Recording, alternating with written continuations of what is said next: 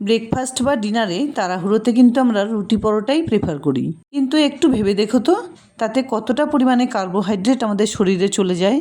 তাই তার বদলে মাত্র 5-7 মিনিটে যদি এই রেসিপিটি বানিয়ে নাও, তাহলে খেতেও যেমন ভালো লাগবে আর স্বাস্থ্যকরও হবে।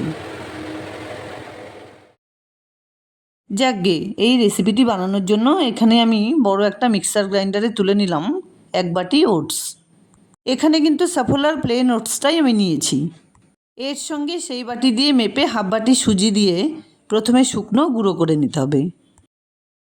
দেখো, খুব সুন্দর একটা মিহি পাউডার আমি বানিয়ে নিয়েছি। এবার এর মধ্যে ভেঙে দিচ্ছি 2টো ডিম। হ্যাঁ, এখানে একটা কথা বলার আছে, ডিম যাদের পছন্দ নয় তারা তার বদলে ফেটানো টক দই ব্যবহার করতে পারো। এবার এর মধ্যে মিশিয়ে দিলাম 2টো গাজর কুচি, একটা কুচনো ক্যাপসিকাম, মিহি করে কুচনো বড় সাইজের একটা পেঁয়াজ কুচি, কিছুটা পরিমাণে ধনেপাতা কুচি, 4-5টা লঙ্কা কুচি।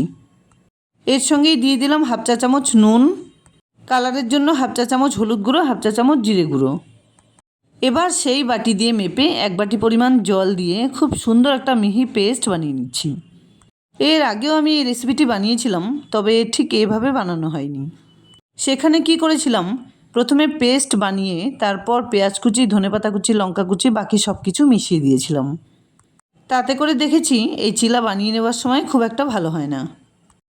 তার বদলে ব্যাটারের সঙ্গে যদি সবজিগুলোকে এভাবে পেস্ট বানিয়ে নেওয়া যায় একটু, তাহলে কিন্তু চিলাগুলো খুব সুন্দরভাবে স্মুথলি বানিয়ে নেওয়া যায়। অন্যদিকে একটা তাওয়া গরম হতে বসিয়ে দিয়েছিলাম। কয়েক ফোঁটা তেল ব্রাশ করে বানিয়ে নেওয়া সেই ব্যাটারের থেকে পরিমাণ মতো ব্যাটার তাওয়ার ঠিক মাঝখানে দিয়ে সঙ্গে সঙ্গে ছড়িয়ে নিতে হবে।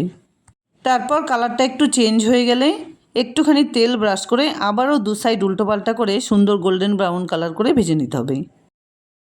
ঠিক একইভাবে বানিয়ে নেওয়া ব্যাটারের থেকে যে কয়টা পরিমাণ চিলা বানিয়ে নেওয়া যায় আমি বানিয়ে নিচ্ছি।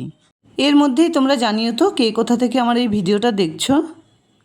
তাই আমার মনে হয় স্বাস্থ্যের কথা মাথায় রেখে সবসময় আটা ময়দার খাবার না খেয়ে ওটস বা ডালিয়া দিয়ে এরকম রেসিপি কিন্তু খুব সহজেই বানিয়ে নেওয়া যায়। আর এতে তেলের পরিমাণ একদমই কম লাগে, সেটা অবশ্যই নিজেদের ব্যাপার। বেশি তেল খেতে যদি প্রবলেম না থাকে তাহলে অবশ্যই একটু বেশি দেওয়া যেতে পারে। আর তেলের বদলে বাচ্চাদের জন্য বানাতে হলে অবশ্যই বাটার ব্যবহার করা যাবে, আর সেটা কিন্তু ফ্লেভারফুলও হবে। কয়েকটা ভেজে নেবার পর আমি টমেটো সস আর চিলি সসের সঙ্গে সার্ভ করে দিলাম। তোমরা কিন্তু অবশ্যই ঝাল ঝাল আচারের সঙ্গেও এটা খেতে পারো। হেলদি ব্রেকফাস্ট বা ডিনার রেসিপি কিন্তু একদম রেডি। বানানোর প্রসেসটা ভালো লাগলে লাইক, শেয়ার, কমেন্টস করতে ভুলবে না প্লিজ। আর এরকম নিত্য নতুন রেসিপির আপডেট পাওয়ার জন্য প্লিজ চ্যানেলটাকে সাবস্ক্রাইব করে পাশে থাকা বেল আইকনটা অলে করে দিও। দেখা হচ্ছে নতুন কোনো রেসিপি নিয়ে। ভালো থেকো, ধন্যবাদ।